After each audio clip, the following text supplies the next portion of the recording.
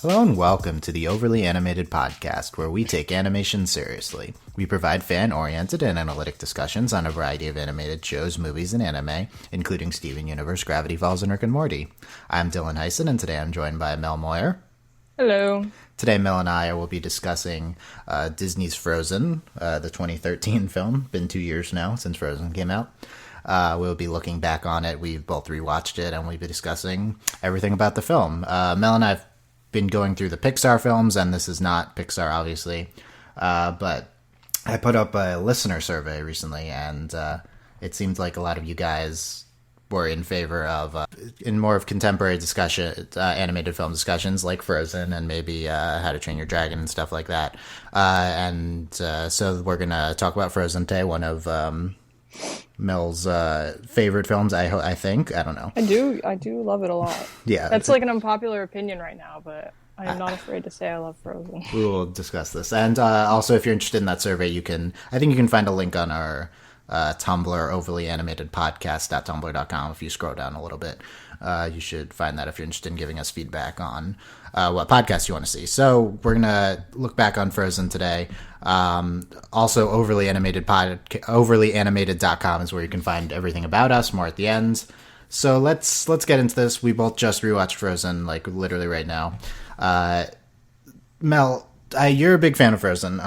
Talk to me about your kind of fandom of Frozen. You don't need to be like specific or whatever you want to talk about, but like how you relate to the film, what your experience was before it came out, it coming out, and what you've thought of the film since then, and then what you thought of it this time you watched it. So that's a lot of stuff, but that's yeah. a lot of stuff. Okay, so I was very anticipatory is not a word. I was anticipating this movie a lot back when it came out, because I pay attention to a lot of D23 stuff, and that sort of thing. So I was like very hyper aware of every bit of like leaked Frozen information that would come out like months before it came out. So I was very into it going into it. And I really liked it. It's a really good movie. I've been obsessed with Idina Menzel since like 2004, so that was helpful. Briefly, it's not obvious. This film had like a fandom before it came out somehow. Yeah, it's just not obvious to everyone. Also, like, what about this kind of drew you into it before it even come out? I loved the idea. I mean, it's not Disney's first film although people will tout it as like Disney's, it's the first time that platonic love was more important, but it's not.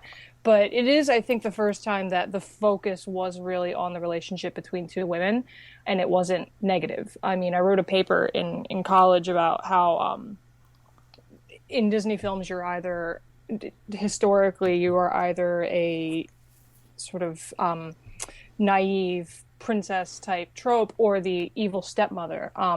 And that was like the case for years and years and years and years. And then we get into the 90s and it breaks away from that a little bit. But Frozen was the first time I think they blatantly went out and had a movie that was about the relationship between two women instead of an antagonistic an antagonistic relationship, or having a good relationship like in Princess and the Frog, and having it be sort of a background piece to the love story in the front. So that was one thing that I really love, and to this day still, say that Frozen does get props for that. And we knew that was, or you at least knew that was coming before the movie even came out, right? Because it got like there's like a book leaked of the movies. The novelization of the movie leaked in like September. So so we knew. So if you looked at that, you knew like what the plot of the film was beforehand. But you also into it before that too. So it's kind of just that. Yeah, because they released some stuff at the D23 Expo that summer. So talk to me about what's happened since then, because like you were into this film before it came out, and it's like, okay, Frozen's going to be a big thing, but it's one of these things where it's gotten we're kind of past it now, but it was so societally relevant and popular to usually what most people would think of as an off-putting extent, right? So as someone who was a fan of this, before this happened, what's your thoughts on has this affected your feelings on the film, this like social relevance that it gained? I don't think it really affects my feelings. Because I honestly I don't think anyone expected it to do that. And it was interesting because it was almost kind of a slow burn for the first couple of weeks. It was just like, oh yeah, Frozen's pretty good, and then like in January it exploded because like the first week of January it knocked Beyonce off of Billboard's first place for CDs. The soundtrack was number one on Billboard, and it stayed there for like weeks. But I do think, yeah, like a lot of it is kind of oversaturated at this point, and I think anyone's going to get annoyed if you're constantly told, even if you agree with what people are saying, like if you're constantly told over and over again the same thing about the movie, how important Let It Go was, how they wrote Let It Go, the social relevance of it, the personal relevance of it to certain animators, which came up in a documentary. And all that stuff. Like, yeah, you're going to get tired of it, which does suck because I think it does still say very important things, but that gets lost in sort of the whole groaning of I'm sick of hearing about Frozen. So my personal stuff really hasn't changed because I'm able to step away from it and not really care all that much. But yeah, it's like, yeah, we expected this, this December Disney film to be huge, right? But you didn't expect Let It Go to be the most popular song in the country and the soundtrack to be. Hearing it on Q102. It's hearing a movie song on pop channels was just very odd. And everyone being, every like kids watching it a million times, stuff like that. So it's good that hasn't changed your opinion and stuff. So what do you think of it this rewatch? What number rewatch was this for you, and what did you think? I don't even know.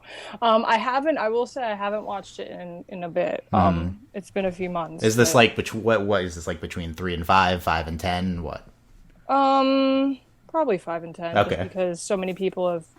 When I was living, fun fact, I lived in Disney World and worked at Disney World right when Frozen came out, Mm-hmm. so I was front and center for that onslaught of that.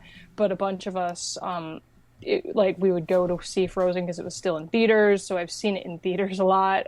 We would like watch it, like if we were bored one night, we were like, "Hey, come over, let's get pizza. We all have off work. Let's watch Frozen." Like it was like the thing to do. So yeah. I've watched it a ton. Okay.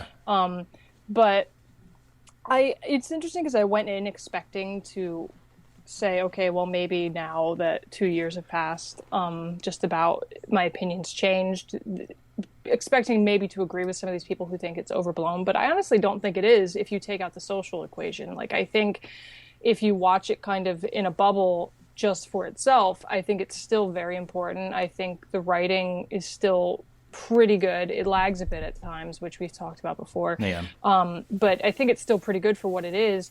The music is still very catchy. The animation is still gorgeous. And I can talk to you all about the work they went through in that. But yeah, I mean, my opinion really hasn't changed. I still really, really like this movie, even though the citizens of Tumblr, I suppose, would tell me not to. But yeah, I'm still very solid on this being one of my favorite movies. Cool. Well, I don't know if anyone's telling, other than this specific culture. I mean, maybe people are too oversaturated with the film, right? That's the only type of thing that I might see in terms of, I mean, there might be specific problems people have with that, which aren't necessarily invalid, but I don't know if that's representative of what our listeners might have heard of it. Yeah, so Mel's coming from like the watched it a lot of times Frozen fan, which I think there are genuinely a lot of people out there too, so it's good that we have this perspective on here. Like probably at least a few of you listening Let It Go are is in my this camp. ringtone. Is still your ringtone? Yeah, it's still my ringtone. I haven't changed it. Oh my goodness, it's 2 Mainly years. just because I'm lazy. Yeah, I feel that. Yeah, so meanwhile, this was my second viewing of Frozen. That being said, I have listened to the soundtrack quite a few times. Can't see my play counts right now because new iTunes is very dumb. But I'll try to play it all the way through to the next song for it to count. Yeah, but like it's not even displaying the play counts. I don't know. iTunes updates every week or something. Anyway, I'll try to look at this as I talk. But I saw it when it came out. I have 22 plays of Love is an Open Door, right? So I'm at least very familiar with a few of these songs on here. Spoiler alert, I love that song. But I don't know. I feel like you might be anticipating me being somewhat negative on Frozen just because of our previous discussions. But yeah, I don't know. It's hard to talk about this. Like, this film is one of those things that it's so popular that you want to not like it. Like, it's a bad attitude to have because it's dumb. It's illogical. But like, you should view things critically for what they are and not their role in society. You shouldn't be hipster about things and like not like it, but there's still that tendency. Listen, Minions was bad because it was bad, not Minions, because yeah, all the yeah. kids love it. Yeah. Like we can be like, yeah, I want to be hipster about Minions, but also it's bad. Frozen, I saw it, I guess, before there was this giant hype about it, although I experienced the hype from Mel earlier. And Months. the months before it came out. Yeah, and I liked it when it came out.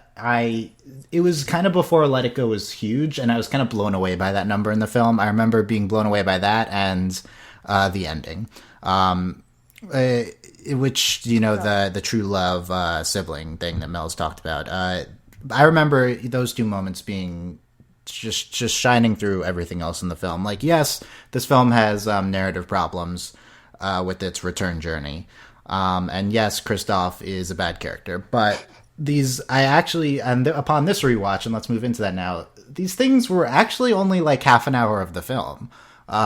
It was less bad, not that the film was less bad, but the narrative problems were less relevant to the film than I remember them being. So like, to me, Frozen, like there's the part of it which is narratively uninteresting in the middle, and then also there's these two really disappointing parts of the movie where like the overall theme is subverted by them reverting back to this kind of Disney prince love type thing, this like the Anna falling in love. There's two moments where you just want it to go away. One of them disrupts for the first time in forever. There's that turning point in that song. I wrote down, I can't wait to meet everyone. What if I meet the one, right? It's like that song has the section before that where it's about Anna like discovering the world, and it's incredible. And then it pivots, and then it's like everything's about her romantically, right? And it's disappointing. It doesn't discount the song, and like I think it makes sense with her character, right? But the social message of the film is kind of subverted by that. And then at the end, after we have this incredible scene with Anna and Elsa, then we have to have the obligatory Kristoff kiss and stuff like that. But then we go, that's not where the movie ends. It ends on Anna and Elsa, right? So there's these two times where it's disappointing like that, and there's the narrative problems. But that being said, overall, I feel like the incredible parts of this film really shine through for me. There's three specifically, I think. I talked about the two before. There's the Let It Go number, which is kind of hard to conceptualize as like its own entity at this point, right? Like, because we've heard it so many times, we've even seen the video so many times, but like, just if you try to view that objectively, just in the context of the movie, that number, it's probably the best movie musical number I've ever seen. Mm-hmm. Like, genuinely, like that's super high praise, right? It's incredible. The animation, its context in the story, the song itself, it's so wonderful. Like I can't stress that enough. And that moment is just stands out so much from the film. The ending with Anna and Elsa, and the subversion of the typical Disney movie true love's kiss. It's incredible. I love it so much. The sibling love shining through as true love. Especially between two females, it's one of my favorite things like ever. Seriously, yeah, it's so good. And the third one that really shines through to me is I think I previously referred to this as the first 10 minutes of the film, but we actually start off with this kind of bad musical number to kind of set the. I don't know if you agree with that or not. I don't remember. What, the ice? The first one, the Frozen Heart. I don't know if you agree. I don't know if you agree if that's bad, but that's what was that? The honest trailer was referred to that as the song that everybody skips. I'm not. I have no opinion on it. It's whatever. Like I don't think it's like the worst, but that's the minutes 5 to 15 of the film. I mean, basically. It's like contextually relevant because it's got like the sort of like the lyrics are like foreshadowing lyrics, and it's got lyrics from Let It Go in it, and then that sort of thing. It replaced a song in the original demo there was this whole going to be this whole subplot about like a prophecy about a frozen-hearted like ruler who was gonna like destroy the kingdom. So it replaced that in terms of foreshadowing and took some of those lyrics and repurposed them. This movie is certainly not without the typical the newer Disney Pixar dynamic of revisions, right? Yeah. Which you kind of talked about on past Pixar films. These are so heavily manufactured, these movies, script-wise. And you can tell that this movie it's all over the place in terms of narrative elements. Okay. Like it gets there and it focuses on what it needs to focus on, but there's just some... And that, I think, is kind of one of the big things that you said, and I agreed with after you first watched it. It's that the first 10, 15, 20 minutes, and then you get to Let It Go, and Let It Go ends, and Elsa kind of falls off the map for the middle of the movie, and it kind of, like, that's when it starts, I think, to lose narrative strength, and gets a little less interesting. Like, once we get to the wolf chase, like, I get really bored. I don't care about the wolf chase at all. Until we're back at the ice castle. So I think that's one of the huge... That's one of the biggest examples, I think, that you can see blatantly of the film, of this, like, probably doing what they did with Toy Story a little bit, where they pick the best parts of different people's scripts. And I think that's an obvious one, because Elsa just vanishes for, like, people don't, like, I don't realize, I guess, because she's the one that, you know, like, people always associate this movie with, but she's, like, not the main character. Yeah. She's like maybe a main character, but she's in the background for most of the movie. Yeah, interestingly, only Jennifer Lee is credited for the screenplay. There's 3 of them for the story. But even if Jennifer Lee was the only one technically writing, like, you can still have many revisions of her script, right? Mm-hmm. By the way, very notable, Jennifer Lee, the single female writer on this film and co-director. Great, obviously. And she's doing... a new one. She's doing a sequel, but she's also doing an adaptation of Stitch in Time for Disney. Interesting. Wrinkle in Time, yeah. Wrinkle in Time. I am so bad. Wrinkle in Time. I was like, that's not right. That's interesting. Okay. Yeah. Wrinkle in Time. Anyway, I don't know. We've diverted from this. I agree with you. After the door closes at the end of Let It Go, from, like, literally the door closes from Beyonce mic drop. From the Beyonce mic drop. From that until the time when they charge back into Arendelle, when everything's frozen and the fjord and stuff like that. The movie is clearly not as strong as the beginning and the end. Yeah. And but that being said, I don't think it was. I think it was fine, right? Upon this rewatch, and it has its moments. Like them, they do go into the castle with Elsa, and that was great. But back to what I was saying. So minutes 5 to 15, basically the entire time that we're singing "Do You Want to Build a Snowman?" But it also continues into "First Time in Forever" and, like, "Love Is an Open Door" a little bit too. But I love this so much. This, like, beginning, setting the film, watching them grow up. Setting the story. It's so perfect. I love Do You Want to Build a Snowman so much. Elsa? Oh my god, we got it in. He literally did that for weeks. I did that for weeks. Like, and yeah, Elsa? I think I've got my little one impression of the going. Lee's daughters, not Jennifer Lee's daughter, I'm sorry, the Lopez's daughter. Yeah. Voiced young Anna. Yeah, there's two Annas, but one of them, yeah. Right, because aren't there 2 Annas? I think so. Yeah, there are 2 Annas, but the younger one is their daughter. Okay. And then there's, like, 3 or 4 Elsas. So Elsa one is the okay, but anyway, yeah, okay. So this Do You Want to Build a Snowman sequence.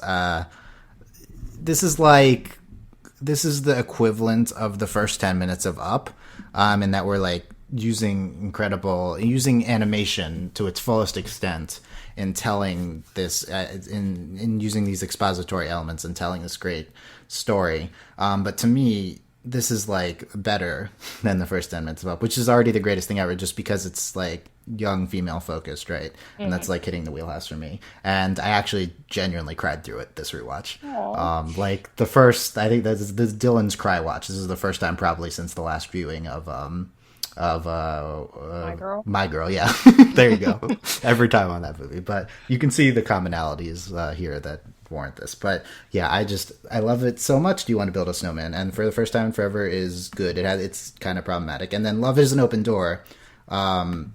Like, that song is stereotypical Disney, like, falling in love type song, but it's just such a good version of that. And I love that it sets up, because the entire time you're kind of groaning, you're like, okay. And then they go to say, oh, we're going to get married to Elsa. And she's just like, Yeah. says the one thing that you've been waiting, I think, every Disney movie for someone to say is, what?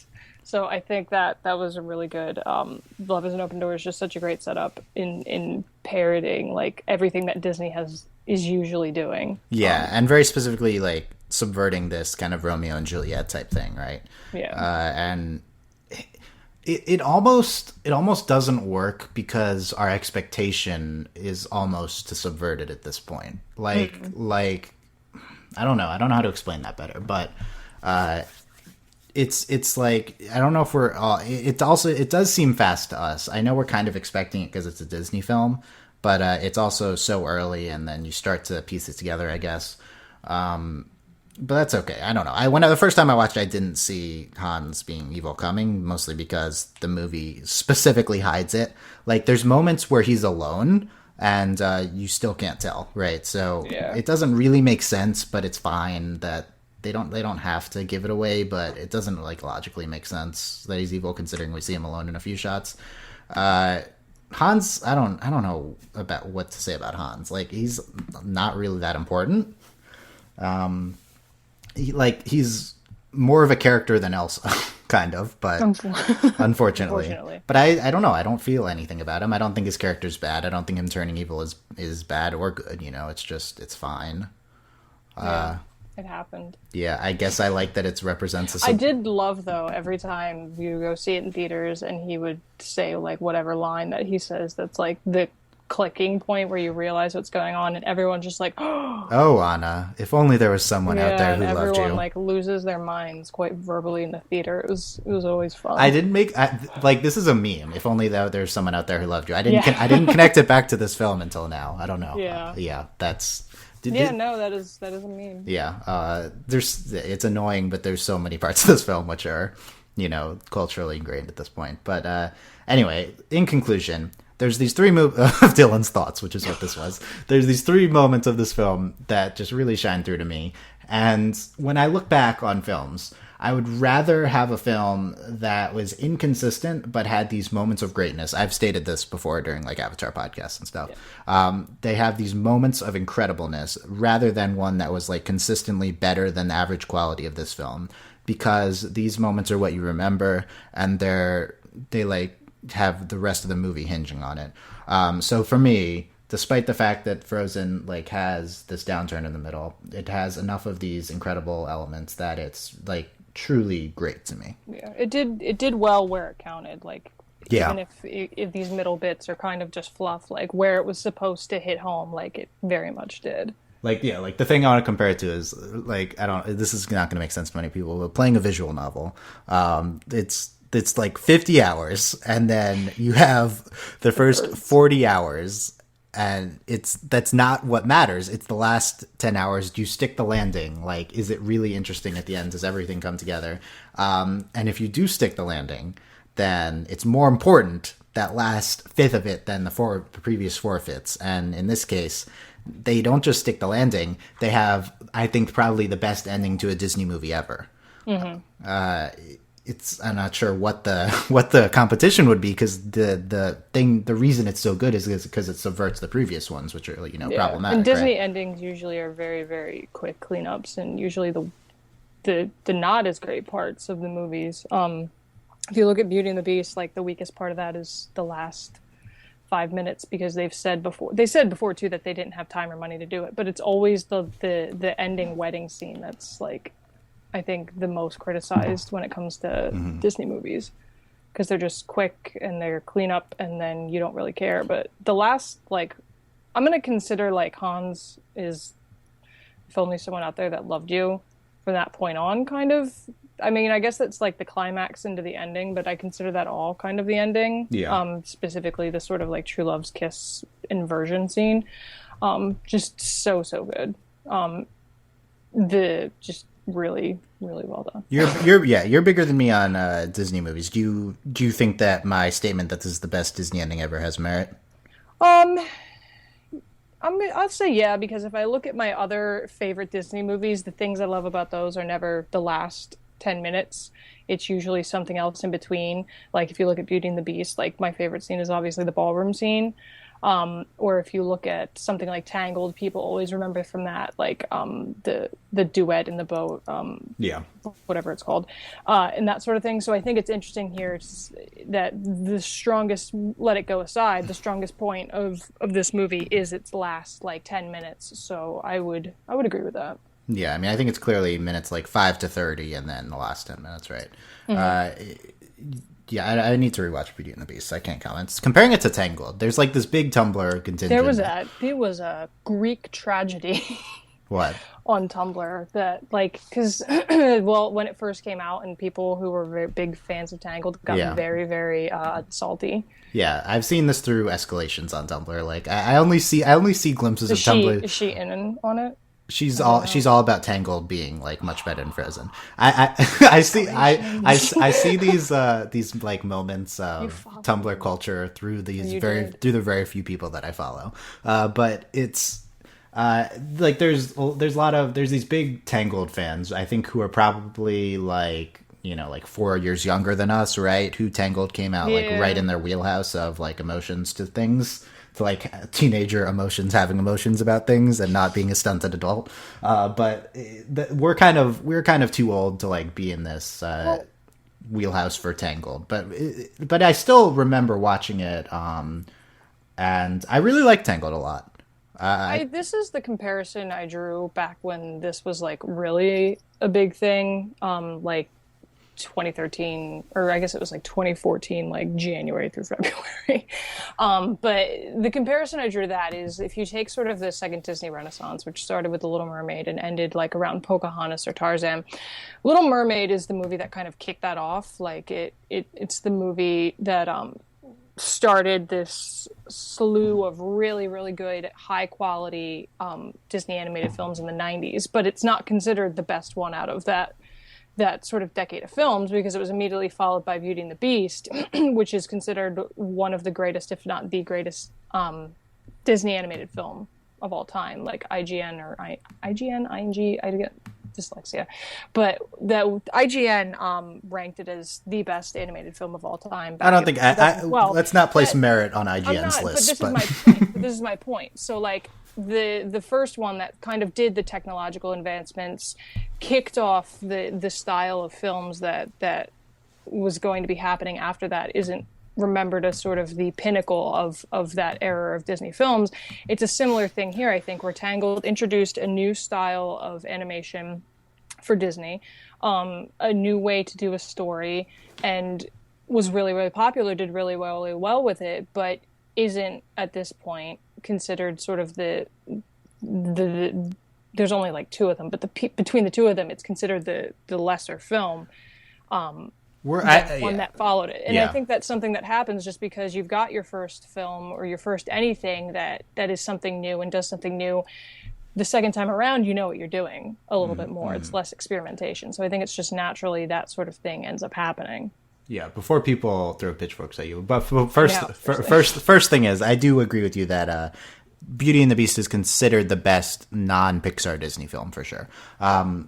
Tangled, to me, Tangled is like, I haven't seen it in a little bit, but based on what I remember, Tangled is the comparison that I made. It's possible that Tangled is more consistent of a slightly higher quality than the middle of Frozen. It's possible. I don't know. Yeah. I haven't seen it more recently. But to me, it doesn't have those shining through moments that Frozen has. But here's the big problem, and it's not Tangled's fault.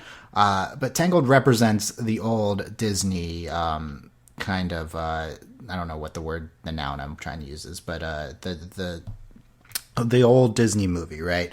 It's this very played straight love story between young girl meets older guy, and it's fine if you just look at that film, but in the context of a broader social view, it can be problematic. And the thing about Frozen is that it subverts that problem with Disney films. So, like, kind of mostly. And so obviously if you have big elements of social progression like us, then we're going to view Frozen inherently in a better light than Tangled, which is, it's not its fault, but it's emblematic of this old Disney guard. There you go. Problem of this, younger girl over guy romance is first. The first guy this young girl sees, instantly falls in love with, et cetera, and also the whole evil witch stepmother. Yeah, evil witch. It's got many of these, social problems with it, which if viewed in a vacuum is fine, right? It's nothing specifically wrong with what they show in Tangled. And Tangled also has, and back to the thing before, Tangled doesn't really have the high points that Frozen has. It has that boat scene with the lights. Yeah, I don't remember what that song that was. Something about lights. Yeah, something about lights, and it was really good. But to me, I don't. And maybe Tangled is kind of smarter overall too, because it's kind of have this snarky dynamic going on, so it seems a little smarter. But I would favor Frozen for the previously stated reasons. And it's not. I don't think this is a correct opinion. It's just that you need to understand the social element of what's going on with this comparison. Something I want to talk about is how Frozen uses its musical numbers as storytelling devices. Because this is the first musical we've talked about on this podcast.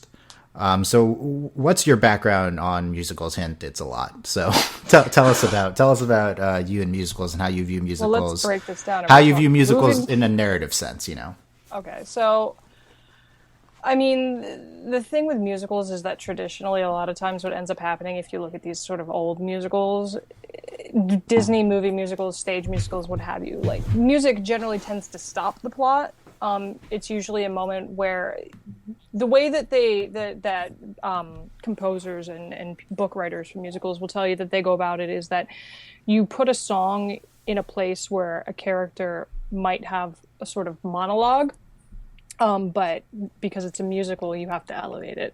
So that's why a lot of the times it feels like it's overblown, I think. But that's the point. That's what musicals are. But because of that, though, you've got these old musicals where the plot stops for this person to take an aside, or these few people to take an aside and have their song. Recently, 80s, 90s into now, musicals have become this thing where you take the songs to tell the story. Something like Rent, I think, really helped with that, where it was a rock opera being something where you never stop singing.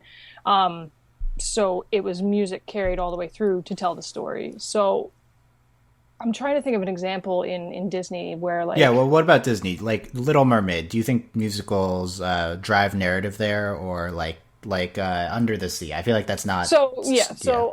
Something like Part of Your World or Under the Sea is clearly is a remnant of sort of that old musical style where it's okay, something's happening. They would have a monologue or a long conversation here, but instead of that, we're going to turn it into a song. Part of Your World does nothing to drive the plot forward. It's the I Want song. So she stops and takes a minute in her grotto and sings her song, and then immediately the plot comes right after, because I think the boat scene with the fireworks comes right after that. I'm not sure. But you've got Frozen, where the I Want song is Anna getting ready for the party and leads right into the party. Yeah. Well, let's back up for a second. Even something like Mulan, Man Out of You, that's really plot driving, I think, right? Yeah. That's an entire the entire training is very fast forwarded through this one incredible song, right? Yeah. So songs are also a very good way to speed up time in a movie as well. I'm trying to think of an example in Tangled, but I don't know the songs very well. Yeah, I need to rewatch Tangled. But yeah, so the songs in Frozen as moving the plot along, for example, the I Want song, which is First Time in Forever, goes through Anna's morning and day getting ready for the party all the way up until the coronation. And we glide right through it instead of her stopping and taking a moment.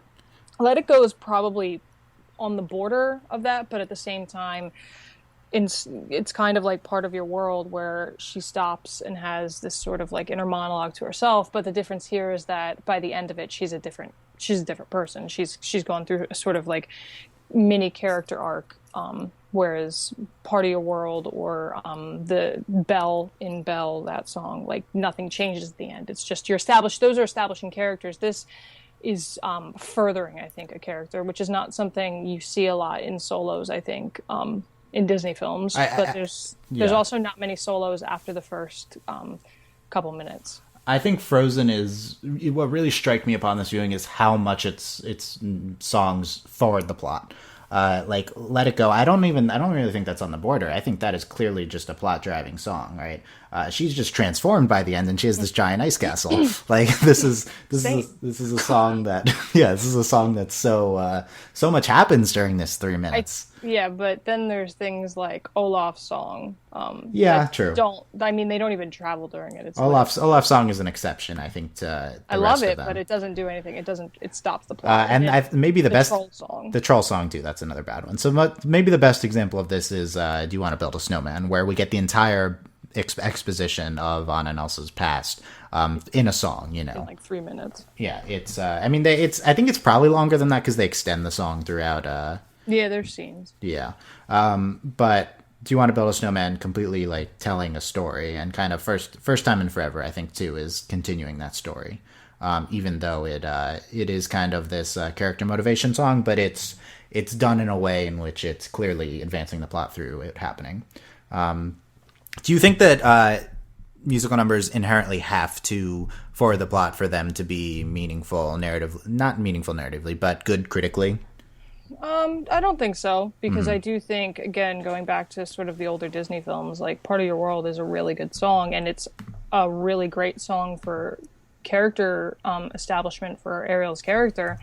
And it's not something I think that necessarily needed to further the plot. But at the same time, when you've got something so well crafted as Do You Want to Build a Snowman or Make a Man Out of You, where you're building in a plot, or in the case of Do You Want to Build a Snowman, establishing a context emotional enough that, like, it hits people, because a lot of people always make the joke that, like, wow, that was Disney really, like, tries to get you at the first 5 minutes of a film by, like, making you cry. Like, the fact that a 6 minute or so song could have such an emotional impact on people is something really to be commended. I mean, but I also think it's the exception, not really the rule. And I think it would be very hard if we tried to make it the rule, and it would take away from moments you have, like Part of Your World, where you've got this iconic sort of empowering solo song that doesn't feel the need to drive the plot forward.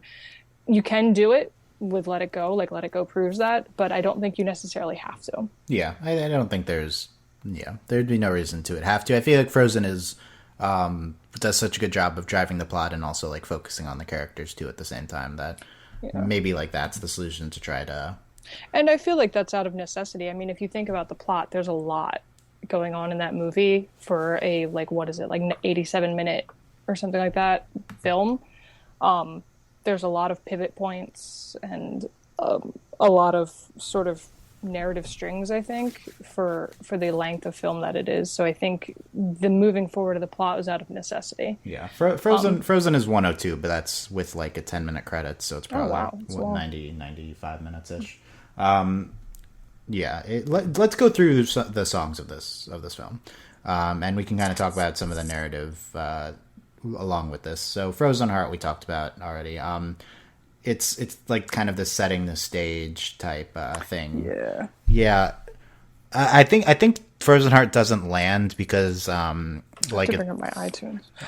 I have my iTunes open with the soundtrack on there. I think Frozen Heart doesn't land because it's so male to a certain extent, right? Like it's there's no connection point to it. Like we see the beginnings of Kristoff and stuff like that, but we don't care about that during it, right?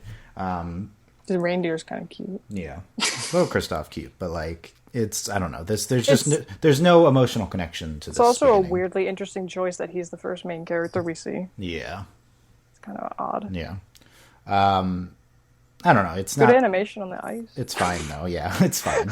Like, okay, do you want to build snow? And we've talked about this. I specifically, I just love like sequencing through Anna's ages and the interactions with Elsa. It's so wonderful. I'm so obsessed with the song. It's so good.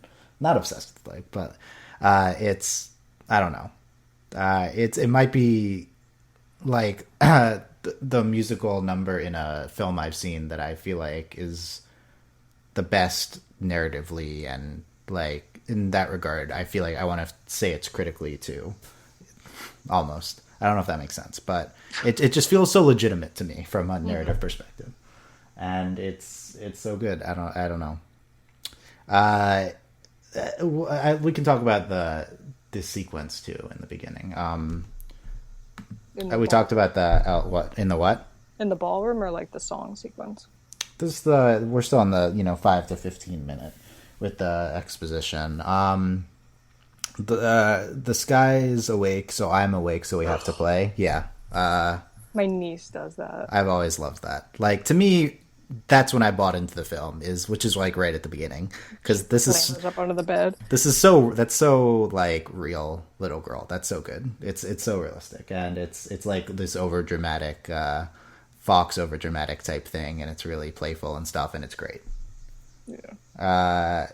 It's everything with the Elsa, I mean, I said, and just how young Anna functions throughout the song, the clock, the talking, the picture on the wall, like the pictures that she became BFFs with, which was actually a very good, I think, little character quirk that they gave her, that no one really talked to her, so she started talking to pictures. Yeah, it's very good, and it carries through because she's doing it again when she's older.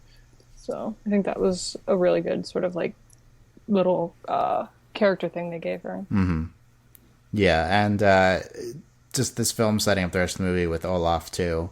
I'm Olaf. I love warm hugs. I love you, Olaf. That rang really true to me too. Just the, how to describe it? Olaf is Elsa's child. Not that part. Just Anna's reaction to it is just like this complete buying into this affection, overt affection and playfulness. It's so good. And just their relationship established in the beginning.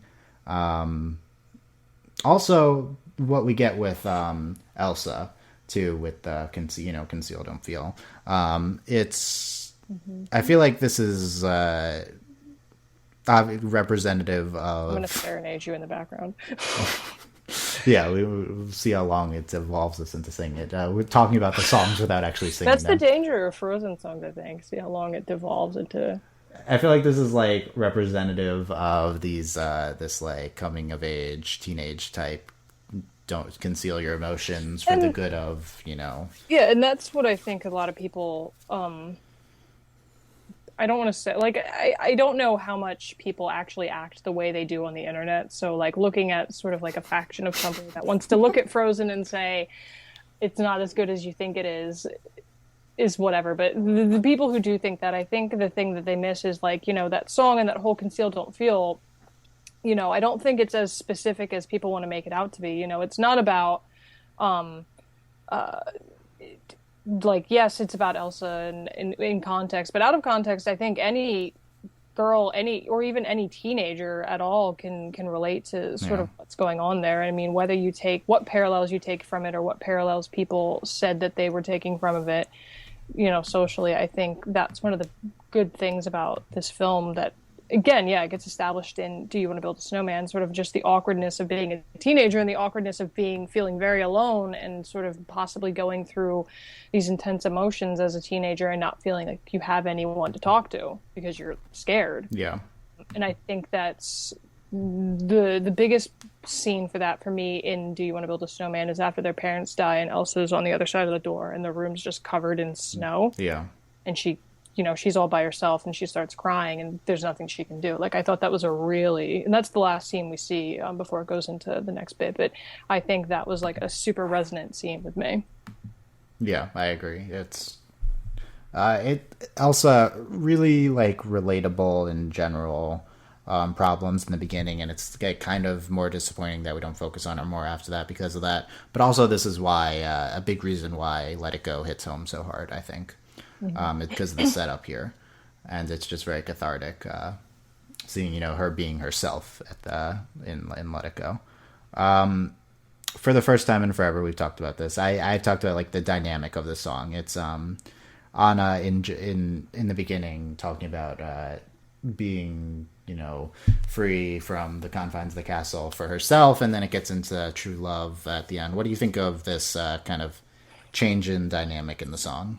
I mean, I have a love-hate relationship with it because on the one side, I don't, I think it's okay to have female characters that do kind of like crave attention or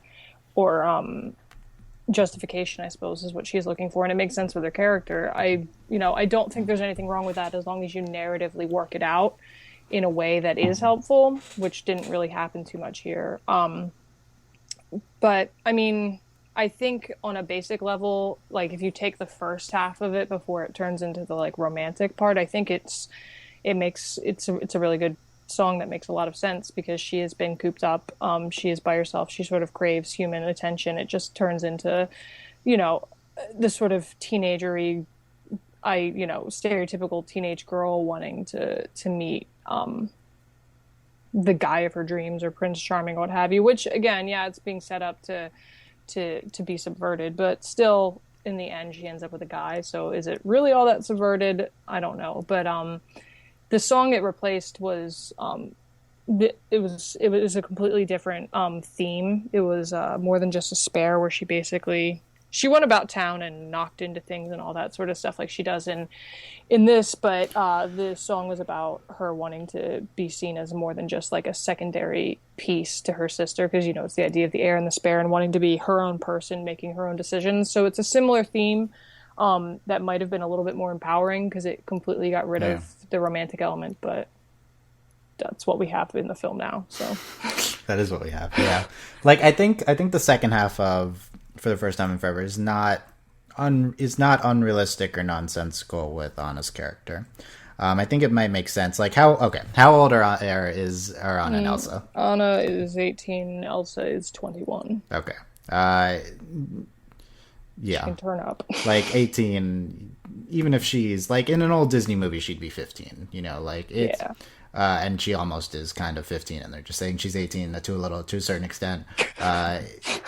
Like, to like hide the ickiness of the entire romance stuff. But yeah, I mean, to a certain extent, that's furthering this problem. But I don't know. I feel like it's hard not to see it like that when these past movies have had this element. Yeah, I think there's good and bad things to it.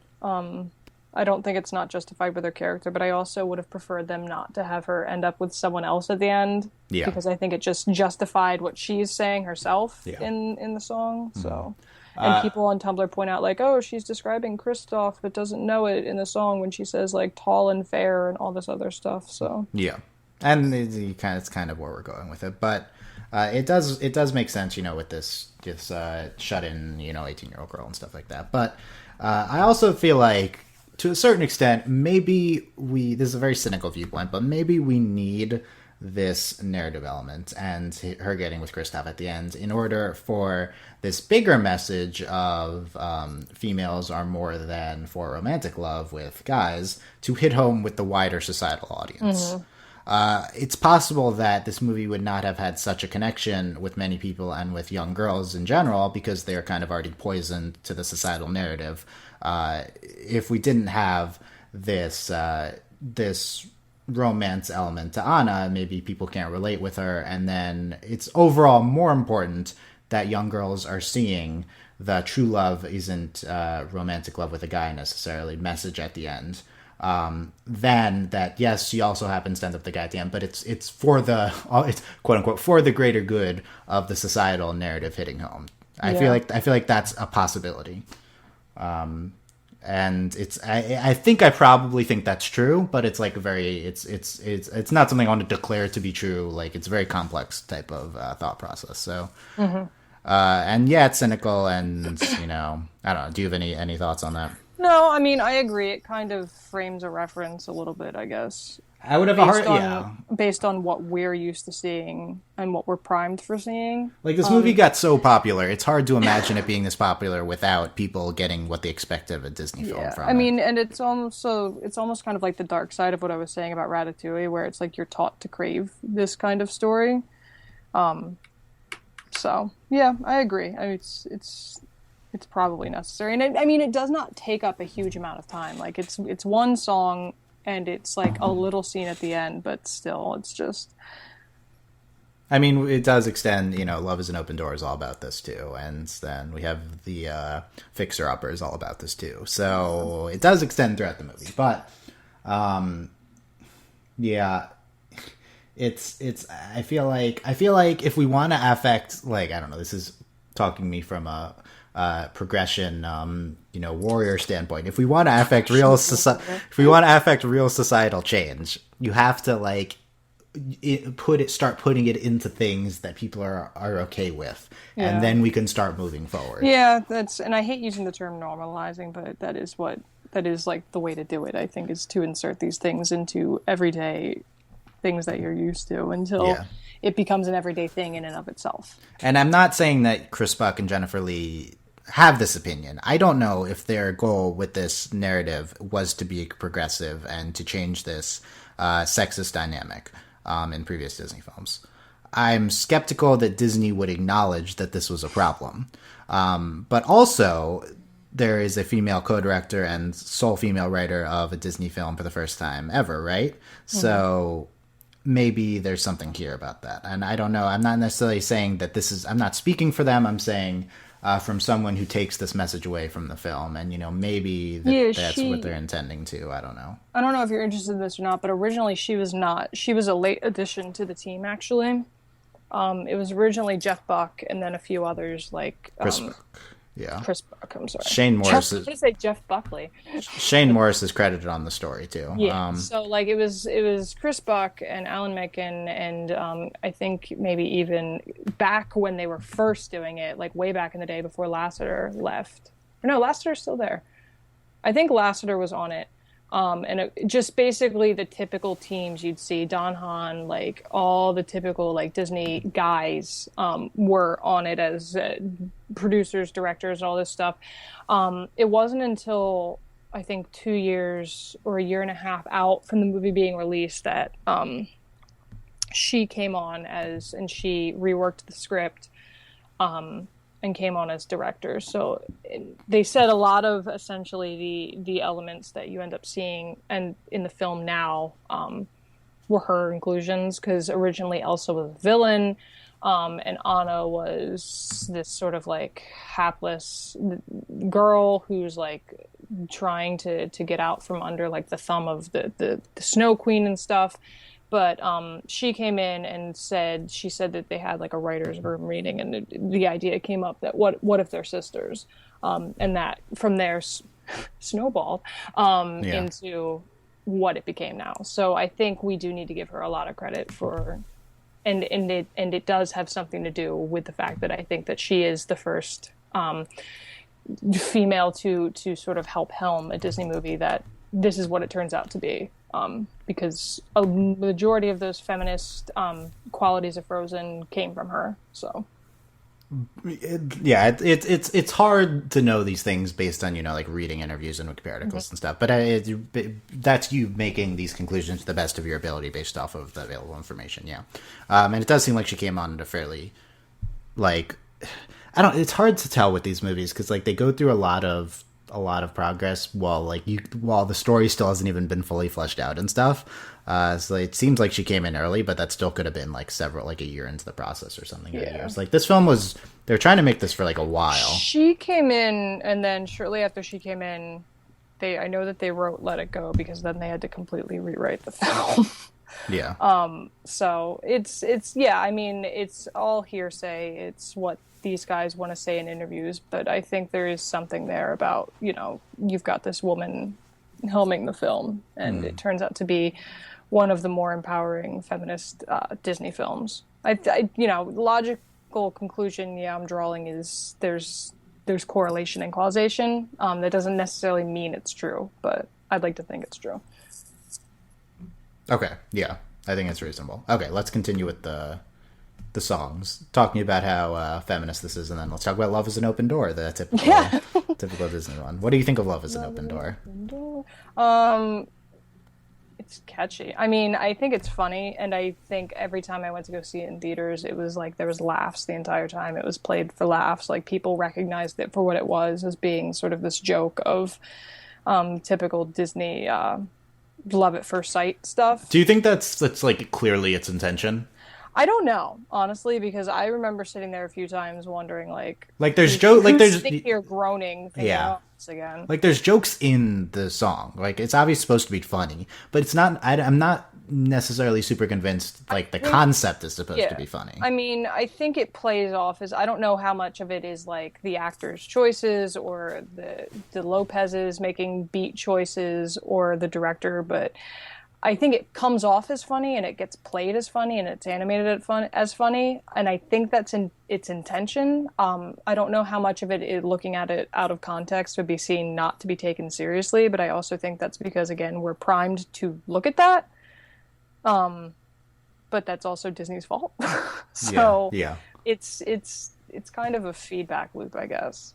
Yeah, I guess I don't necessarily read this song as purely subversive. I think there's an element of we're subverting the typical falling in love song. Yeah, but I don't think it's like, I think mostly it's maybe not that. Yeah, and I think the thing that maybe makes it not as subversive as we'd want it to be is the fact that there is sort of this established actual, at least from what we perceive, connection between Hans and Anna, like feeling like outsiders and lonely people, whether he turns into like a major jerk at the end or not. Like, you know, that they seem to have sort of a connection there with the fact that, you know, they trade stories and that stuff. So the fact that they have sort of this genuine emotional connection for a hot second, I think does take away a bit from it being subversive, because it's kind of half serious.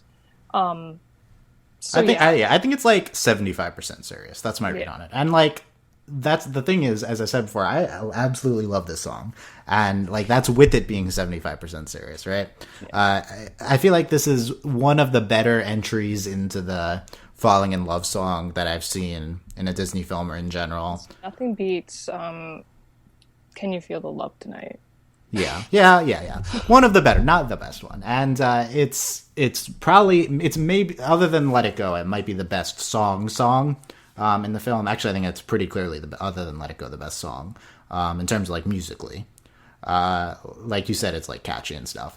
And I can enjoy this as what it is in the context of watching it for this film for the first time and seeing them like have this genuine connection, and Hans seems like you know, fine, and it's just like young people exploring emotions. And yes, in the context of Disney films, it's not what we want, but I can appreciate it as what it is within this film, within the narrative at the time of the film when it plays, if that makes sense. Yeah. I can turn it off for a little bit and just enjoy the song. Listen, it comes on in my car and we all sing to it, so it's like I have no problems with it from that way. I don't think it's like a super bad. I think it's a funny song, and yeah, I do think it establishes sort of a connection between Hans and Anna that sets up for later in the film when he like puts out the fire and you're like, oh, what? So I think for what it is and what it's supposed to be, it works fine. Whether it's half serious, 75% serious, or subverting anything, I think it does its job to be both serious in ruining Anna's life later and then jokey in the scene that immediately follows, where Elsa's like, what do you mean you're marrying this guy you just met? So I think from both ends, it works for what it's trying to be.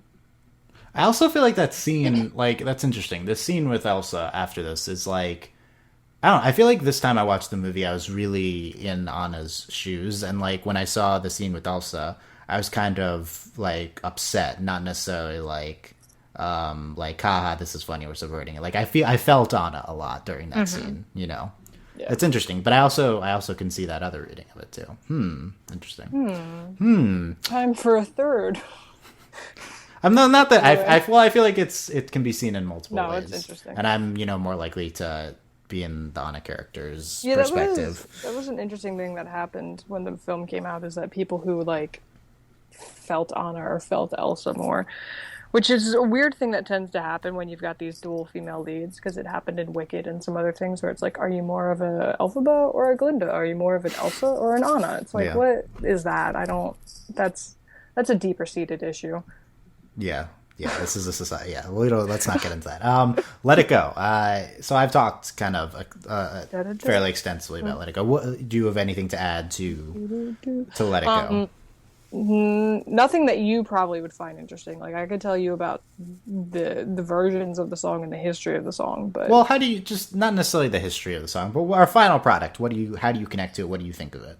I just think it's a super duper empowering song. And I think it's great that, I want things to be empowering for everyone, but I also do like the fact that it's specifically empowering for women. Mm-hmm. But I do know a lot of guys who like love it, obsessed with it, sing it, and don't change the pronouns. Yeah. Some who do though. But yeah, I think it's just a great song for anyone who's like, this teenager. I mean, Elsa's obviously older, but she's clearly working through some teenage issues or leftover teenage issues. She's also a young adult too. So it's anyone, I think, who's sort of like in a coming of age type situation where, they felt the need to, where they felt shy or felt the need to hide themselves for one reason or another, and you don't have to anymore. And I think it's interesting because it sounds like such a careless lyric almost. Like Let It Go doesn't sound like a super duper like intelligent, catchy, intelligent lyric to a song that you would imagine, but like when it happens and like in the context of what it is, like it totally like hits perfectly. And I thought that was interesting because going into it, the few months before the movie came out, like no one would shut up about Let It Go. They were like, this song is so great, like you guys are gonna love it. And I was like, it sounds like kind of like a weak lyric. Like it doesn't sound that like, defying gravity or something like that, which it gets compared to a lot.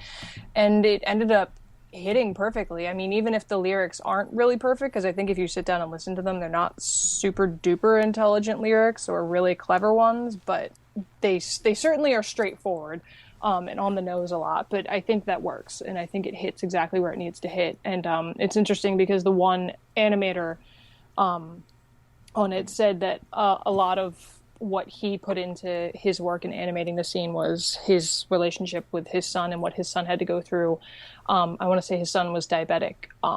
He talked about this in the documentary that aired last fall on ABC about the making of Frozen, and basically about how his son was constantly being like, how he put it, like poked and prodded and talked to about doctors, about all the things that were wrong with him. And for him, this was kind of his way of saying that, it's not perfect, but it's okay. And it's okay to be who you are. And it's okay to admit that this is a part of you. So I think even there, like it shows like the amount of resonance. I mean, a lot of people will talk about the parallels that they see between LGBT things, and that's great too. And I definitely see that, but I think it's so broad and anyone can look at it and say, this is what I take out of it. And I really love it. So... Yeah, no, I think it's like the perfect thing. Like in a world of things that are imperfect, Let It Go is the perfect thing, because it's like clearly the best musical song of the film, and it's like so good that Disney could clearly anticipate it being the best, like you talked about. Mm-hmm. Like they have Demi Lovato do a cover of it during the credits, right? They know that it's going to be the highlight of the movie, and like they instantly released the video of her singing it on YouTube and stuff. And it's which more movies should do that, by the way. They should put like these big moments on YouTube in HD. And yeah, they did do that, didn't they? Yeah. And it's like that while also being incredibly feminist and incredibly empowering in general to people. And it's also perfect like within the context of the film for this character. Like you forget how much of the lyrics are like previously stated things in the film too. And yeah, it's just in a world of imperfect things, this one is perfect. I have no complaints about no complaints. Yeah. Okay. Reindeers are better than people. I don't like that this is considered a song on the soundtrack, but I think it's like what 20. It's 50 like 30 seconds. It's 50. It's 50 seconds. Blah. Okay. I love Jonathan Groff, but don't don't love him. Okay, let's talk about the Kristoff character here. Yeah. Do you think he's like? I kind of think he's a non-entity. What do you think? I think he's not really that much of a character. He doesn't have a driving anything. He doesn't really have a backstory. He doesn't. His motive, I guess, is like, you know, he wants the new sled and then he falls in love with Anna, so that's his thing. But there's nothing like within himself that seems to be driving him to do anything. I never liked him. But a lot of people liked him. I've never liked him. A lot of my friends, like this one person I was with when I worked at Disney, was like obsessed with Kristoff, and I just didn't see it. I still don't see it. I think he's kind of like a moving prop a little bit sometimes. I think like she needed someone who could get her up the mountain, who also could like direct her to Elsa because he knows where she was for some reason. And you needed kind of the love interest at the end. So I think that he's just there for logistical reasons, and they tried maybe to give him some stuff that makes him a bit of a character, but he's not. Logistical reasons, that's rude. He's a logistical part of the film. The problem is he's like a nothing character, right? And he's the epitome of the nice guy. So it's yeah. Well, like, I mean, to be fair to him, he never expects anything with Anna, of course, and he like purposely shoves off this romantic element for most of the film. He's not the nice guy in the sense that he is a nice guy. I think it's like the ideal of what nice guys want to have happen to them. I think it's that too. Yeah. It's like, oh, if you're helpful to the cute girl and help her and fill in girls and stuff, you'll end up with her at the end, right? And that's the problematic element. In terms of his character, like what we get of him, like I should be like the perfect person to relate to Kristoff, and to a certain extent I do. Like I have a trouble relating to male characters a lot, but Kristoff is one that shows emotion, which is the huge thing I need male characters to actually do in media, is to show emotion in order for me to care about them at all. And he does do that, and like he has no friends and is just friends with this animal. And like I feel you, Kristoff. So you know, it's like in terms of that, he's like not this like super sociable like prince. You know, that's not his character. He's more of like the he's not like a nerdy type, but he's the more of that type. So you know, I feel him, and but he's just not enough of a thing to matter in my head. It's like I relate to Anna the most, and then Elsa, and then like 20 spaces, and then Kristoff. You know, it's if he's not, it's fine. Like his context in the movie is fine in terms of where we end up at the end. He's like the arm candy for Anna at the end, right? He doesn't need to be a person. But the problem is when the movie hinges on him for half an hour. I think that's the big problem, right? He's supposed to be this main character in this return journey. This is the element of Frozen we talked about the most before this, which is the elements of the journey back to Arendelle, right? The return journey narrative, which we've seen in so many other Pixar films, and it's Hero's journey. Not the hero's journey. The return journey. That's part of it. The return is part of it. I'm not referring to that element of the hero's journey. Okay, and it doesn't like it's not that exciting. But what was notable about watching the film this time is that it really only does take up 20 minutes, half an hour. So not that problematic. But we don't need to focus on building Kristoff's character. What we need is more of Elsa in this time, and we don't really get that. Yeah, because she disappears off the map again for the return. But we do get some scenes of her in the castle though, which is good at least. Get a scene. No, I guess we get a few because she gets attacked by those. She does get attacked. Okay, briefly because those dudes. The biggest dumb narrative element of this film is the trade guy of whatever he is. Tudyk's character. Alan Tudyk's character, the Duke of Wesselton. Yeah. The Duke of. Yeah. What this is. That was like a red herring. It's like a red herring, but it's also it feels like a leftover narrative element from an earlier version of the film. I'm not sure if it is, but it feels like it. Yeah, like, I mean, I don't. Yeah, he's just so not important, you know. To say that, but he's been there for a while. That character I do know has been there. He's been in concepts for a while, so it's entirely possible. He's just, and now I guess he functions as sort of the red herring. Do you think he's going to be the the the villain, but he still is antagonistic because his henchmen do attack Elsa. yeah. But yeah, Yeah, that's that one of got the. weirdly dark. This is like almost dies, several times. But that's the biggest narrative flaw with the film, other than the return journey, is his presence, I guess, is heightened when it's fine if he's a red herring, but it seems random, and his scenes are not very good, and like he has a callback at the end with Weaseltown, Westleton, and it doesn't work because we've only heard it once before, and it's not even funny in the first place. So yeah, that's like the biggest flaw. Anyway, continuing with the songs, the important part. We get in summer. We talked about this a little bit.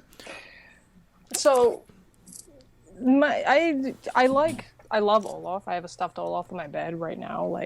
I love him, and I think within summer, like it's just the people, write it off, and probably justifiably so, as sort of like the fun sidekick song, and he basically takes the spot of the talking animal sidekick. But I do think it's interesting because Olaf, if a callback to the Olaf scene in the beginning where he's like, I'm Olaf and I like warm hugs. Like, it's kind of actually really sweet if you think about it, because it kind of represents like Elsa caught in time a little bit, as the younger, happier version of herself when she was with her sister. I mean, he seems to have captured all of that, and right before the moment, like when everything went to crap. So I think that's really interesting and cute and stuff, but I don't think it's totally obvious in the song. It's just in his little introduction where he's like, I'm Olaf and I like warm hugs. And Anna's like, oh, that's right, you are Olaf. So. The character of Olaf, ignoring the song for a second, like you talk about how narratively he has a concrete function, being within the Do You Want to Build a Snowman, and functioning as this happier time for Anna, and this remnant of still within Elsa of that. And like the fact that Elsa builds him within her, one of the first ice things she does. She builds him and Let It Go. Is in Let It Go, and you see it happen. Yeah, the fact that that's one of the first things she builds when she realizes her powers and stuff is very meaningful. But like, do you think that element gets us past the fact that this is kind of a nothing sidekick character? No, because I think he serves a function at the end. I mean, when he's the one alone in the room with Anna, and he's the one helping her, because it's just those two at the end until she gets out on the fjord. Fjord. And the scene with Hans trying to kill Elsa happens. I think he does, in the end, serve an emotional function and a plot function. I just don't think it's very obvious from his intro song, because it's kind of just a fluff song. And it would definitely, in the Broadway show, that's going to be the song that is right after the intermission, I Will Bet You Money. But yeah, actually, no, I lie. Let It Go will probably be in the intermission, and Reindeers Are Better Than People. Point is, it's a fluff song. But I think the character is more than the song, and more important than the song. Yeah, I feel like the character is good enough. Like he doesn't stand out, but he has this clear function, and he does do things at the end, and they do a good enough job with him to justify his existence. But Josh Gad, who is very good in this, and the character is naturally sympathetic, and that helps too. But I do feel like the weakest part is probably the song, despite the fact that it is clever and sympathetic, naturally sympathetic. Do you agree? Yeah, I think you basically said that right. Yeah. So I could have used a version of this movie without Reindeers Are Better Than People, In Summer, Fixer Upper, and I don't know what would replace them, but but these are definitely the weak points of the film, and they're clearly all in the middle. Yeah. We get a For the First Time in Forever reprise, I guess, when they confront Elsa, which I like it. I think it's good. I like when there's duets, and I like duets when people are singing on top of each other. I love that sort of dramatic effect that happens. But at the same time, from like a sort of like, I guess, looking at the behind the scenes of it, the song that was originally there was much better. The melody of which was used in the Frozen short, the song that they sing in that. I forget the name of the short. That played with whatever movie it played with. Yeah. Anyway, Life's Too Short was the original the original demo, and there is a version of Idina Menzel and Kristen Bell singing it, so I think it was a fairly late edit. But it was a much sort of more antagonistic thing between the two of them, because it starts out happy and then they sort of like get at each other's throats and start blaming each other for what's going on. And I think that's more interesting because I think it would have definitely given Anna more of a character. She is very much a character, but I think it would have given her more of a flaw, I think, than sort of just her naive thought process and that sort of thing. And also the reprise of it later was a great narrative sort of coming back to that, but for the first time in forever is good. Reprise is good too. It's like it's compared to the beginning, and the beginning songs, it's kind of not. It's like, okay, it's a reprise. It's a reprise of one of the weaker songs in the beginning, but within the wasteland of the middle of this movie, it stands out. It does, and I think maybe the one problem with it is that I love Elsa's character, but I think that the original version of the song also did her character favors as well, because it kind of put her in this more empowered position. Like, what happens in this song is she essentially goes right back to who she was right before Let It Go, which, helps with what ends up happening at the end of the movie, but I think it kind of takes away a little bit from sort of the empowering of that, is that the very next scene we see her in, she's back to being scared and not controlling her powers, and sort of physically, like, they animate her sort of crumbling in on herself and that sort of thing, whereas in the original song, she kind of fights back a little bit when, because Anna's basically like, oh, you have to come back down and fix it now. And she's like, well, I'm not going back there. This, my life was crap before then, and this is great where I am now. So I think that was one of, and I've talked about it with some friends. That's probably one of the things I'm so sad got taken out and replaced.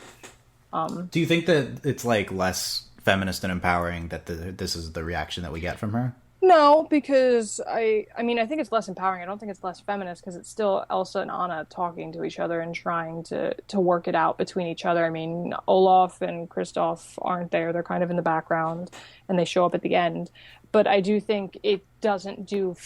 If it's less feminist, it's because it doesn't do favors to their characters and doesn't allow them to be kind of less kind of perfect, pretty people in terms of like their personalities and who their characters are, because you're kind of sympathetic towards both of them in this song, whereas in Life's Too Short you kind of get mad at both of them for what they're doing. And I think that would have done more in terms of making a wholer character out of both of them, because at the end of the day, like, Elsa and Anna are kind of like flaw-free, perfect Disney princesses.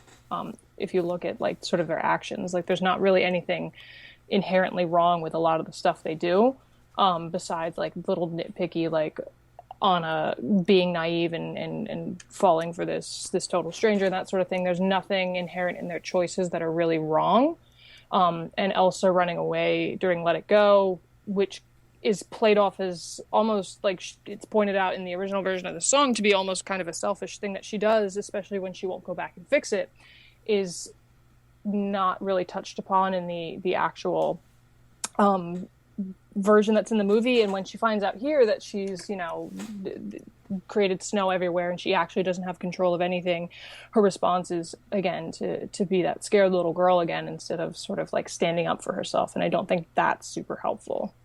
Interesting. I've never thought about this before. I feel like both are reasonable reactions from Elsa in this spot. Yeah, it depends on what you want to see, I think.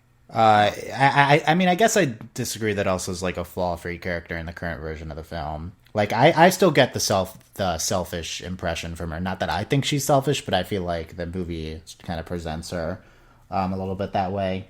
And like, she's, I feel like her being emotionally distant from Anna the entire time is also a big flaw. Like, it didn't have to be that way, right? This is just her not being able to deal with things. And I agree with that, but I also don't think the film holds her as accountable as it should, because I think that's not something that's obvious. Mm-hmm. Yeah, no, I agree. So. These are things that you have to think about. Yeah. Ouch. So yeah, that's. Are you okay? Yeah. I think that it's like she's like this kind of complex and deep character. I take a little bit of issue with Anna having to have deeper flaws. Like, I think people exist like Anna. Like, I feel like that is a type of person that exists, and you don't need to have like naivety. It can just be her Somewhere out soul. there, that is a type of person. I also, I mean, I feel like in general, we sometimes expect our characters to be more flawed than normal humans are sometimes, because narratively that's more interesting sometimes. But like, I don't know, I'm fine with that. I like Anna the way she is, you know, like I accept No, her for I who she agree. is. I But think she is a very real person, and like I said, like in First Time Forever, I don't, you know, we don't, we agreed that it wasn't out of the realm of possibility that she would be like obsessed with the idea of like meeting a dude. to a certain extent, what? Heteronormativity of Yeah, that aside, it's something that, you know, I can see and justify in my head. And I can justify the way Anna is in here. It's just, I guess it's more or less not necessarily me looking at it and saying I want more. It's that seeing what could have been and being like, well, that's kind of cool. So I I think need to look at yeah. it kind of as two separate entities. I think to So, a certain extent, this maybe comes down to our differing preference. I prefer moral characters as more interesting, and you like think amoral characters are really interesting. And for yeah. me, like if Elsa in the middle of this film, or if Elsa would have turned her back on saving a lot of people, and it like the way it comes off on this film is it's not her fault, right? She doesn't, she didn't know about it, and if she had not cared about that, then the emotional connection to the ending would not have been as strong for me. Yeah. Because not like I'm not saying that she's like a worse person, or she to a certain extent she is, but in that if she does that, but or that she's like less sympathetic to everyone, but like she is less of like this moral character. And it's that's very not to a very minor extent. Like I don't know, it's hard to tell because we're talking about hypotheticals, but Yeah. I feel like having both of them staying clearly moral and sympathetic, also to an average audience too. Like keeping on, there's a certain extent that you need to keep Anna, like we talked about, relatable to the typical viewer, of a Disney film. I think it maybe works with the end, but I could see, like, I also kind of crave these better Elsa moments in the middle too. And if this could have been one, then, maybe it would have been better. Fixer Upper. Do you have anything nice to say about Fixer Upper? The only thing that is good about it is when you get to kind of the bridge when they separate not Elsa, Anna and Kristoff, and they're singing at Anna, and they're like, the one troll is singing at her and saying like, sometimes people make bad choices when they're scared and stuff, and Anna kind of has this like look on her, like this introspective look on her face, and it's kind of the one like they're referring to Elsa. And like the idea is that it sets up for the true love thing because it ends with, oh, but love will save you in the end even if you've made bad choices, and we can forgive each other for that. So that part I like when it harkens back to Elsa and the eventual revelation that Anna and Elsa have when she gives her life to save her and stuff. Other than that, I have no cares for this song. Yeah, I really have nothing nice to say about this. It's the emblematic problem of this forced male romance part of it, etc. We have, and is that it for songs? Yeah, there's like no song. That's the last song. That's it's weird. It kind of cuts off. Yeah, what do you think about how these songs are spread out throughout the film? It's interesting because if you think about that being the last song, you're like, wow, really, that's the last song? There's so much more of the movie, but you don't even notice it, I think, when the songs drop off at the end. I think they're spaced out fine. Yeah, I mean, nothing's too close or too far away, and a lot of them lead into each other in terms of, like, looking at this, like, the plot, so... Maybe there was one song in an older version of the script that took place when Elsa was locked up and Anna was in the bedroom, like freezing to death. There was a reprise of Life's Too Short where they realized that they both kind of screwed up and got themselves in bad situations and miss each other and stuff. And that probably is the last place where you could have a song, but I don't think you necessarily need it. Yeah. I don't know. It's the movie kind of gets into this ice monster that Elsa created and stuff, and I feel like that's one of the weaker narrative elements of Marshmallow. the marshmallow guy. And like, I don't care what's happening during that. Like, there's Did you see the end credit scene? yeah, he's there. He's at the the end, real right? Snow Queen. And like, it's the problem. There's a certain flaw in narrative tension in this because this is a monster also created. So why would it hurt them? Like, there's kind of just not suspense for me here. And also just I don't care about this action within. I care about the characters and stuff. That was one of the first scenes they released of the movie, was early cuts of and early storyboards of the snowman chasing. Interesting. That was like the first thing we saw from it for a while. Interesting. So yeah, the narrative elements, the Kristoff or the Hans revelation we talked about a little bit. It doesn't really make sense narratively that he's turns evil, but it also they try to justify it because then he starts monologuing after that. You know, it's You got me monologuing. yeah. It's fine. I don't know. I don't really care about his function within the thing. It's an interesting plot element, I guess. Yeah. And then we talked about this wonderful ending. Do we have anything else to say about this? Besides the fact that it's perfect. That it's like literally perfect. Yeah. No, I don't think so. It's just I don't know. It's so good. It's this incredible subversion. It's dramatic. It's great. I'm not really sure how Anna got all the way that far across the fjord in that short amount of time because she was hobbling, but I also don't care. She skated, obviously. She skated. Yeah. She's Norwegian. They do that. Yeah, no, it's perfect though, and I think it plays off perfectly. Even though Olaf's unnecessary thing of like, true love will thaw a frozen heart, but you know, at the same time, he doesn't say it enough to like explain it out to you. Like you can get that okay, it was like Anna who saved herself instead of getting kissed or whatever. Yeah, which is good because you kind of expect the way you go into it is you think, oh, Hans' kiss doesn't work, it must be Kristoff's. And I had friends who went with me who were expecting that, and me having read the novelization of the book before that, knowing what happened, was like, haha. But yeah, it's this Wendell's version. Then Olaf kind of states what's happening, which is dumb. But then they do something with that, and then Elsa's like, "Oh, love is how I thought ever the kingdom," you know. So suddenly it's all fixed. That's kind of annoying. I think maybe a little bit is that suddenly she's like, "Oh, right, love, okay," and then just does that, and they're magically on a boat, Lonely Island style. But other than that, I think it's perfect. No, not that style, but it's I don't at least that at least that line served a function, even if it was like this. I don't know. I don't care if I don't care if that's just figured out. It's a thought at all. I just cared about this moment between the sisters. Yeah, and then we get that.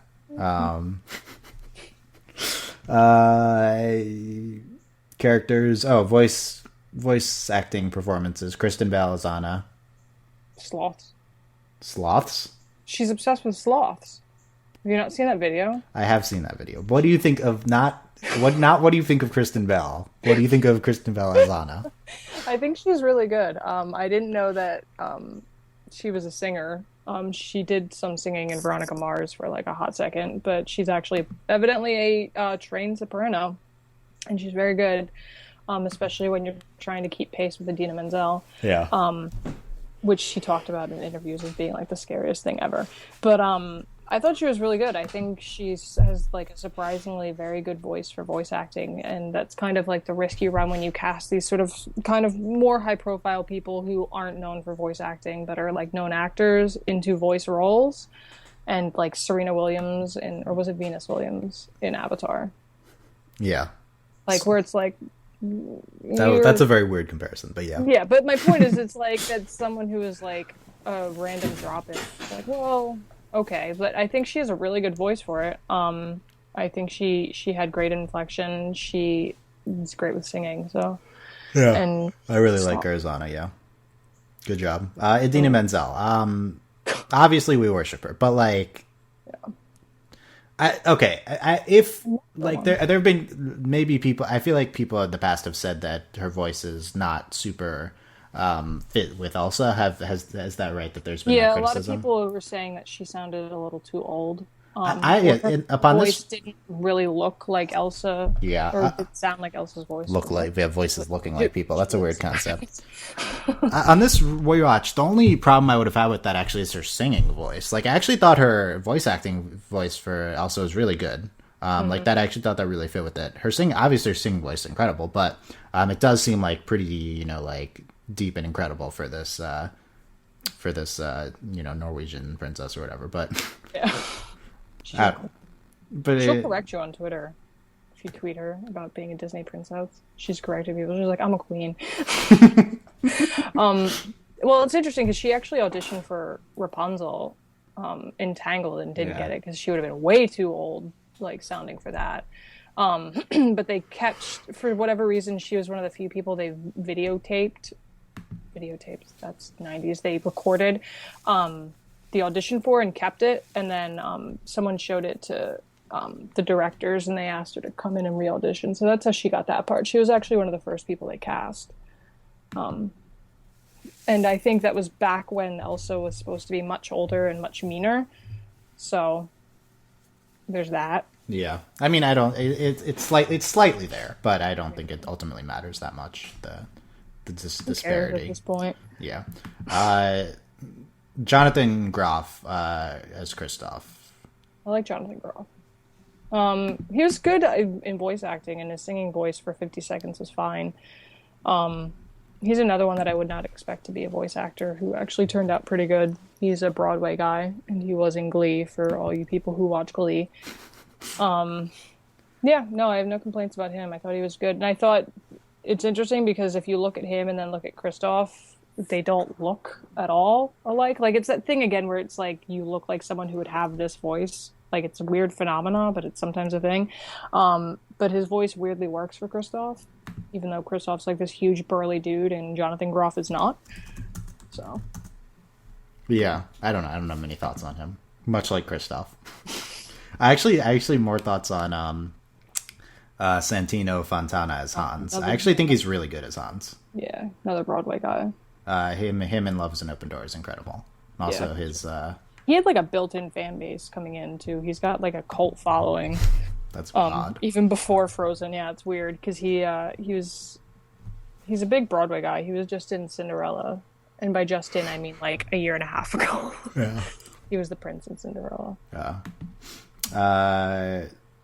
I don't know. That's it. I mean, we talked Josh Gad as Olaf is wonderful. What's his face? The voice of Oaken, Chris Williams, is the director of Big Hero 6. The guy interesting. or whatever.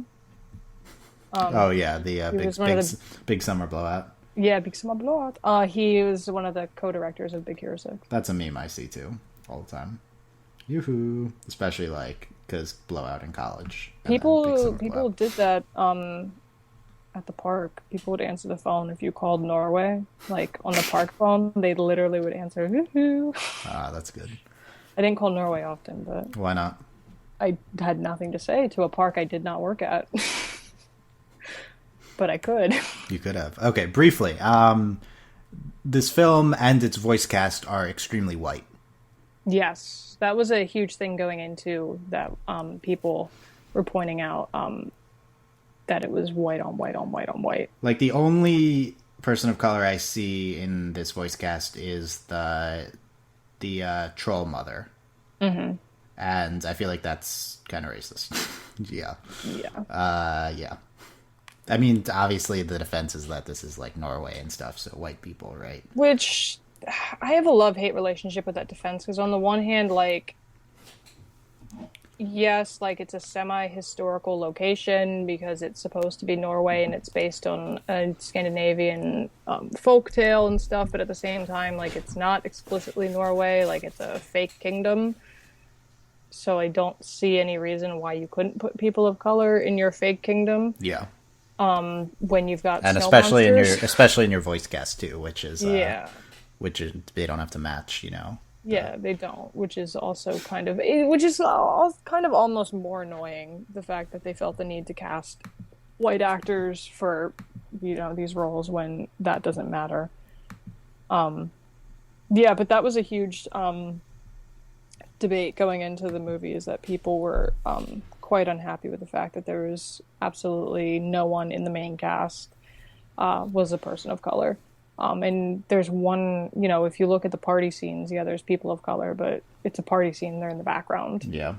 Like, that's not helping anyone. Yeah. I think this is like such an evident thing that if someone were to say, which I'm sure people do say, that I have no connection to this film because it's so white, I think that's completely valid. Mm-hmm. I think if someone were to say that this film is emblematic of white feminism, I think that is completely valid. Yeah, that's my one problem with it, is that it is like, I love that it's feminist and women empowering, but it's very white feminist and women empowering. And also very sort of just heteronormative and a lot of stuff. These are, I think, completely valid things to say about the film, and I mean, it's hard. I have trouble thinking about this white feminism concept and stuff like that. I mean, I get it to a certain extent, and but as like two white people, which we are, we're not the ones to be talking about this, I think, but we should acknowledge it, which I'm trying to do here, right? So yeah. Okay, Frozen overall. Yeah, good. We're at this weird stage with it where we're past this incredibly hype period. Past the hype. But it's not far. We're not far enough away to look back on it objectively, I think. Yeah, especially with Broadway shows and sequels. Yeah, what do you think about this upcoming sequel? I don't know, because Disney doesn't, like, historically speaking, like, musical sequels, no matter what medium they're in, don't do well at all. They're not good, and they're kind of like the poor, watered down versions of whatever you're trying to capture from the original one. So I don't see the point in making a sequel. I also don't know what else you could do, because I think it's sort of like a perfect little entity. Can't say that word. For what it is, and I think this runs the very high risk of taking away everything that was good about the first film. I'm fine with a Broadway show. They always do that. Animated shorts, they always do that as well. But I don't understand the need for a full-blown sequel. Yeah, I don't think I don't see how story-wise we'd do anything with this. They announced things like bajillion years out, and they haven't announced anything for this in terms of premiere dates. So yeah, it's possible it just might be in development forever. It's going to be a while away, yeah. I mean, this film was, at least conceptually, was in development forever. Yeah. I'm excited by the prospects of returning to Anna and Elsa, characters who I genuinely care about. That's not super frequent in movies. Like, you only get so much time with characters, so I don't actually come away caring that much. But I really do care about Anna and Elsa. So in that regard, it's kind of exciting. But plot-wise, I just don't see where they'd go, and I would hope that they would maintain these empowering feminist elements of it, if no matter where we go plot-wise, and maintain the sibling relationship, obviously. Yeah. So I don't know. We talked about, overall, we're both very high on this film. Obviously, you have a close connection to it, and do you think we're higher than the typical discourse surrounding this film right now? I think probably. Yeah. I mean, I think it also depends on who you ask. Because the discourse, like I said, there's like the people who love it, there's the people who are sick of it but acknowledge that it's good, there's the people who are sick of it and don't want to talk about it at all and don't think it's good because of the hype and all that stuff. So yeah, we're probably higher than most people. Did you expect him to be this high coming on it? I didn't, because I've just never really talked about it. I don't know. Yeah, I was not about the initial pre-movie hype, I guess. I saw it no, I didn't see it at midnight. They didn't do a midnight showing. I saw it at 9 p.m. the night before. Oh yeah, one of those things. Yeah. I think this film will benefit from time from time away from the hype. The sequel is not going to help, but once we get past the societal fervor, then I believe this will be looked back on as one of the better Disney films. 6 hours was the average time you had to wait to meet Elsa at Magic Kingdom. That is a lot for someone in a costume. A lot of time. People would rush, like a park open. They would dads would rush to get a spot in line and stuff. It was a whole thing. that is quite a bit. Yeah. Overall, I don't know.